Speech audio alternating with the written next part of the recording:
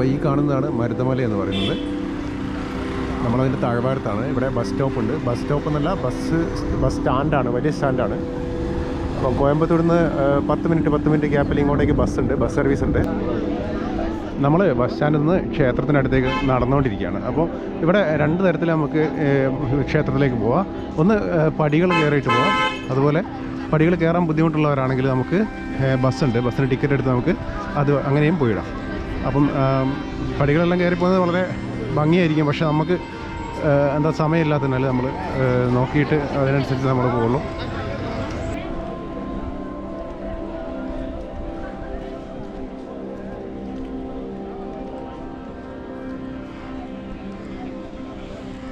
ഇത് വലിയൊരു മലയുടെ അടിവാരത്തിലാണ് സ്ഥിതി ചെയ്യുന്നത്. ഇവിടെ 2 സൈഡിലുള്ള കടകളുണ്ട്. അപ്പോൾ അതിൽ നമുക്ക് ക്ഷേത്രത്തിലേക്ക് വേണ്ട പൂജയ്ക്ക് വേണ്ട സാധനങ്ങളെല്ലാം ലഭിക്കും.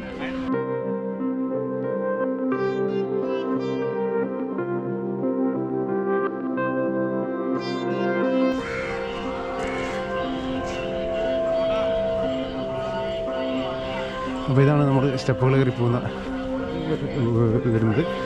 സ്റ്റെപ്പുകൾ കയറിയിട്ട് ഇതിലാണ് പോവുക നമ്മൾ.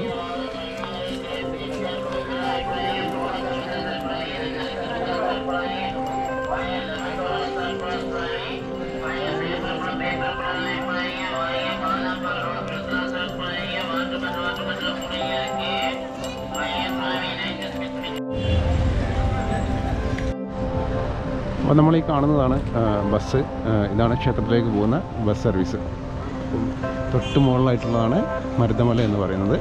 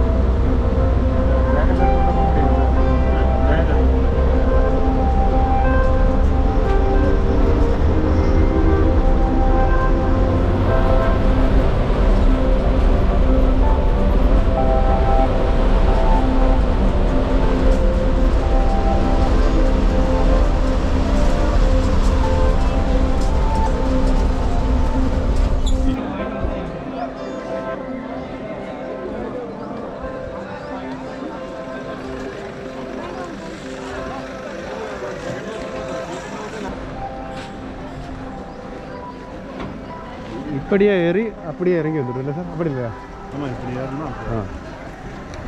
നമ്മൾ ഈ കാണുന്ന വഴിയിലൂടെ കയറിയിട്ട് ഈ കാണുന്ന വഴിയിലൂടെ തിരിച്ചിറങ്ങണം. ക്ഷേത്ര മലയുടെ അടിവാരത്തിലാണ് വരുന്നത്. വളരെ മനോഹരമായുള്ള ക്ഷേത്രമാണ്.